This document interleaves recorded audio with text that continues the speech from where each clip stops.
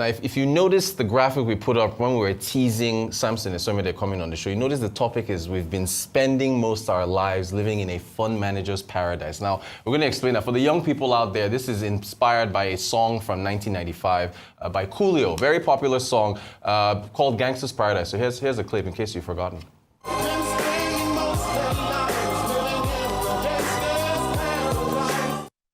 That's it. If you don't remember, Google it, take a listen. Now, Samson Esemuede joins us. But before we get to Samson, what are we talking about? The NGX. So far, as of yesterday, it's up almost 30%. Yeah, 29.41% year to date. And if you look at the climb in the all-share index over the last 10 days, I mean, it's just going up and up and up and up. And we are happy to get into the weeds and discuss the stock market with Samson Esemuede, who is the Chief Investment Officer at Zrosk Investment Management. Samson, it's good to see you again. Good to see you, Rotus. Welcome back to the show. Last time you were on, it was September. We were talking about your equity fund. You know, it's great to have you. So Samson, look, and by the way, you are a prominent fixed feature on the Drinks and Mics podcast, which just had their finale earlier this week, and they're always getting your insights there. So shout out to Nairametrics, Aruoture, and everybody at that great podcast, which you add your wisdom to. So thank you. Bull markets. Sure. You, of course, last time we started your fund, I can imagine the funds in your equity fund have taken off. Yes. How are you? Do you take profits now? What's your strategy? Just tell me how you are reacting to this. So I think in emerging markets, I think we often underestimate that the political economy are very significant for the market direction, right? And also within emerging markets and frontier markets with Nigeria is return period clusters. Yeah. So you have periods of excessively high return, and then you do have period of high volatility and low return. I think at the time when we discussed, we're coming out of a high volatility, low return environment, and the cross of the fund was actually, I think there's a high probability that we're entering into a high return environment, and right? We're right. And that is what has happened. Yeah. And the fund has basically doubled since we launched in September in terms of performance. In terms of AUM, it's gone up about close to 600%, so 6 times. Wow. Right. So the narrative is very, very strong. And you have to also remember that there are fundamental factors, and we can discuss in details what those are if you have time. But there are also significant technical factors.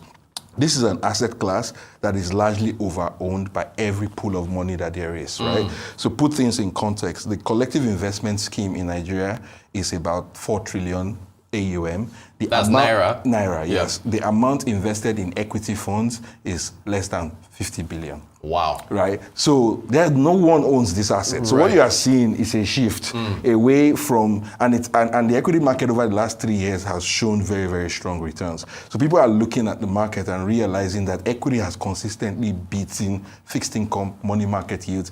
And obviously the asset class of choice for most Nigerians is the US dollar. Right. And it has outperformed the US dollar. Right. So within the context of that, people are now shifting assets. And this is just the CIS. You look at the pension schemes, depending on the RSAs, but on average, pension funds are allowed to invest up to 25% of their assets in equities. The average investment today is around 10%, and that is usually concentrated in a few PFAs. A lot of PFAs are basically large fixed income funds. So you're starting to, and they also have this mentality where they kind of herd and they peer. So when you have the guys who are overweight on equity outperforming, everyone chases, right? You add that to the fact that yields in the fixed income market has also gone down, right? And the DMO is issuing less and less securities. So by doing that, there's a huge wall of liquidity that is coming. Is not finding fixed income assets to buy. So that capital is going into the equity market. And then finally, the foreigners, right? They de-risk significantly in Nigeria. At the height of the last cycle, we had between 16 to 17 billion in foreign ownership of Nigerian free floats. Right? As at 2023, when I was looking at data to launch my fund, this number was around 2 billion. Oh, wow. Right? So there's been significant, so nobody owns this asset. These assets are very, very cheap. And then you then have a fundamental macro improvement that is bringing the cost of equity down. Like stability in FX and so stability in FX. So let's put this in context. So when you think about earnings, right? I always say a dollar is a dollar regardless of where it is earned. Right. In Nigeria, when you had significant risk around the FX, as an analyst, you are thinking in dollar terms, what is this earnings in this company that I forecast in the future going to be worth? And when there's a high probability of significant devaluation because of the market distortions that we had, you put a high risk factor on that naira coming. Right. That risk factor is gone. So it then means that the cost of capital you are applying to assets in Nigeria implied is declining. Gotcha. When you do that, you were an analyst in your past life. When you run your DCF, your denominator. Discounted, Samson, discounted cash when you flow run analysis. so when you run your discounted cash flow analysis, at the bottom is usually your cost of capital. Right. When you do your sensitivity, if you move that cost of capital, then that means it explodes. Yeah. What we are seeing in real time, right? Because sometimes it's very hard to move from spreadsheet into the real life. Yes. But what we are seeing in real time is that cost of capital just edging lower. Yeah. And that is what is exploding asset performance in fixed income and in equities. Fantastic. Now, what's your strategy now? What you've said has come to pass. You're doing, I didn't know it was a 600% return. That is incredible. No, not 600%. 600% growth in the fund and 100% return. Fantastic. Thanks for the clarity. Now, what's your strategy? I mean, now we're in the middle of the run. We have the chart there over the last 10 days. So are you going to, I know you don't want to expose your secrets. No. What's your strategy? What do you do now? You're always very nervous, right, when the market is on a bull tier, right? However, what we do is that we continue to check whether the structural factors driving the market is still intact. Okay. And to a large extent, we think it is, right? So FX is likely to remain stable.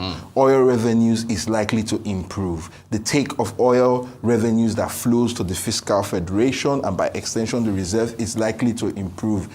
Earnings are likely to surprise apart from banks. Okay. I think there's risk to bank earnings because of forbearance. Right. So I am doing what I call portfolio reallocation as opposed to reduction in risk and profit taking. So you're just moving from one sectors into the other because I think consumers look really interesting. So I'm kind of adding risk to consumer. I don't think it is the time to significantly reduce risk in the market because of the factors that I mentioned earlier. Because when you sell, what do you buy? Right? Because you just have cash. You just have cash. I mean, cash earns a decent return, but that return has gone down. And the numbers are strong. These businesses are improving because what is also happening is that a lot of businesses during the lean period have cut out a lot of fat. Right. So now you are seeing pricing come back, you are seeing volumes come back, and then these companies, because of how bad the previous cycle was, are afraid to spend in investments. So the free cash generation of businesses are very, very high. So we are in a very high cash generative period, which in turn translates into high dividend payment. So what I'm doing is just reallocating. I think short term, there might be risks to banking sector earnings, but I still think that for the select banks that have very strong core earnings, they will be fine and they will go through this period easily, but some banks might be handicapped. So that is what is driving my views. Perfect. You've taken me to the idea of shorting stocks if you think that one sector is going to have an issue. Can you just define what shorting is and whether or not you can apply that to Nigeria? So basically, the concept of shorting is basically selling a security that you don't own. Right? And the idea is to be able to take advantage of market pricing when you think it has gone ahead of itself. In reality, how does that work? Right? You borrow the stock from your broker because you don't own it, and then you sell it into the market. Right? Let's say you sell it at 100. And then because you think the stock is overvalued, the stock goes down to 80. You then go back to the market, you buy it at 80. Right, and then you return the stock that you borrowed to the broker, and you make your 20 naira profit. So it's the opposite of buying that has been basically created, right, which is the shorting mechanism. But you need to get the borrow.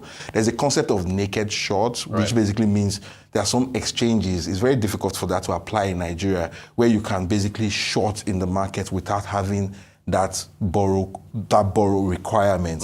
The risk of that is if you don't have the stock to deliver, it will lead to settlement failure and market failure. So a lot of jurisdiction tightly regulates the ability to go short naked. You have to be covered. And the concept of covering is borrowing the stock from your broker before you engage in the sale. Thank you for that. Thank you for that. And it does happen. So we have the mechanisms to short in Nigeria. I think there is an education problem around, because the reason why, where do you get the stock to borrow? Right. So I have strategic equity positions that I probably never going to sell, right? So you can earn extra income by lending your stock out. So if I have a big position in GT, for example, and I know I'm not going to sell GT over the next 12 months, a broker can come to me and say, do you want to borrow your GT bank stock for somebody else that wants to short it? Right. He will pay me a fee for that. So it's a yield enhancement strategy for me. So I get an income. I'm still benefiting from my capital appreciation and my dividend, but there's a financing income that I earn as a result of borrowing my stock to the broker. I don't think the education around that income and the mechanism to properly price that is being built. I mean, I had a conversation with Stanbic Securities Lending team around this process, and they are quite advanced in that conversation. But for it to work at scale, you need asset managers, pension funds to be willing to participate in the pool. But the mechanism exists. You can borrow, you can sell short, but the practice is quite low because of education. See, this is why we had you on the show. So fantastic stuff. Let's get to the banks. You mentioned the banks a moment ago. Does the recapitalization exercise, March 2026 is the deadline. Governor Cardoso of the Central Bank at the last Monetary Policy Committee meeting, he said, where they held rates, said that 8 banks have hit and they're expecting more. Does it make banking stocks more attractive? You were a little cautious there when you mentioned banks. How are you seeing that? So I think at the time, the narrow definition of capital that the CBN applied was a problem for me, right? In hindsight, I understand why they did what they did, right? Because largely there were question marks around, I think, around quality of bank earnings, right? And so they needed fresh equity. And the reason they needed fresh equity is that they needed the system to be able to deal with the forbearance issue that was in the banking system. I think this is a positive for the market because as analysts, when there is uncertainty, you price in the worst case scenario, which is why you have companies trading at 20%, 30% the value of what they say their net asset is worth, which is crazy, right? But the reason is because there was uncertainty and lack of knowledge around the quality of banking books.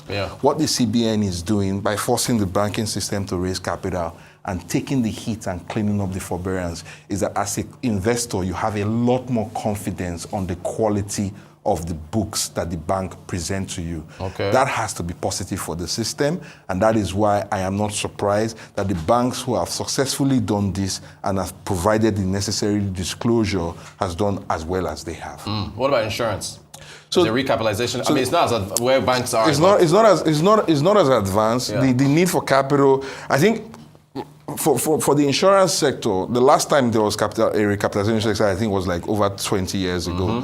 So that industry is undercapitalized, and so in dollar terms, when you look at the new capital requirement, it's kind of even still lower than the initial capital 20 years ago. So they need to be recapitalized to be able to take risk, right? When you think about financial industry, you have pillars, right? You have the banking system, you have the asset aggregators, which is basically the pension funds and the asset manager, and you have the insurance company. And usually in developed markets, you have these 3 pillars of having quite big sizes. I think the total gross written premium in the insurance industry is probably 2 or 3% of the total assets of the banking sector. So clearly that industry is under indexing significantly. And I think this recapitalization exercise should help force a bit of consolidation and then them investing in the systems and the process to allow them to price insurance risk properly, which would then allow them to scale. Right. But I always say with insurance, you have to have assets that you want to protect to insure. So the insurance is always tied to economic growth. I'm confident that we can kickstart an investment cycle in Nigeria. And I think overall, I'm positive on the outlook for the sector. All right. Gosh. we're almost out of time, Samson. There's so much. Give me your outlook for the market. Just, I guess, to close out the year. The local market? Yeah, please. Okay. I think equity still should continue to perform very, very strongly because what we are seeing is a significant reduction in cost of equity that is driven by macro stabilization, right? And inflation is also ticking downwards. And remember, inflation fits into your cost of capital as well. Right. And so you see stable exchange rate, declining inflation, improvement in banking sector earnings. That is Goldilocks scenario for stocks, right? And so I remain positive on stocks. On fixed income, it looks like the fixed income market has gone ahead of itself, right? Yields have collapsed from like 24% on NTB to 15.8% at the last auction that I saw. So there is risk of reversals in the fixed income market over the short term. So you have to be cognizant of that. So from an asset allocation standpoint, I think we are significantly overweight equity. We are still positive on the OMO. We are a bit negative on NTB, and we are neutral on bonds. Fantastic stuff. Samson Esemuede, Chief Investment Officer at Zrosk. I gotta have you on again. Always a pleasure having you. It's just such an informative discussion when you come on. Thanks for your time. Really. Thank you.